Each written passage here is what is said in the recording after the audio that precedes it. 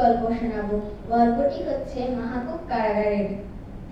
মহান বাপকে যখন মাহবুব কারাগারে বন্দী করে রাখা হয়েছিল, তখন সেখানে বেশ কয়েকজন প্রহরী তাকে পাহারা দেওয়ার জন্য ছিল।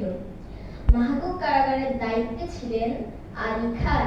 সে খুব রাগী এবং কঠিন প্রকৃতির লোক ছিলেন। তিনি কাউকে মহান বাবের সাথে দেখা করতে দিতেন না।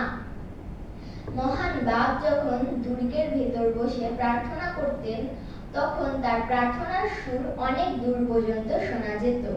সেই সুর শুনে আলী খান খুব মুগ্ধ হতেন। একদিন আলী খান ভোরবেলা মহান বাপকে নদীর ধারে বসে প্রার্থনা করতে দেখলেন। এটা দেখে তিনি খুব আশ্চর্য হলেন। তারপর তিনি তাড়াতাড়ি মাহবুব দুর্গের ভিতরে গেলেন। তিনি যাওয়ার সময় দেখলেন যে সব জানলা দরজা বন্ধ। তাহলে এটা কিভাবে সম্ভব?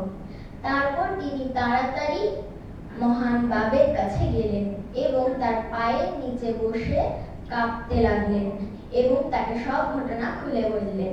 তারপর মহান বাপ আলী খানকে বললেন, তুমি যা দেখেছো তা সত্য। তারপর আলী খান মহান বাপকে বিশ্বাস করলেন। তারপর থেকে আলী খান বদলে গেলেন।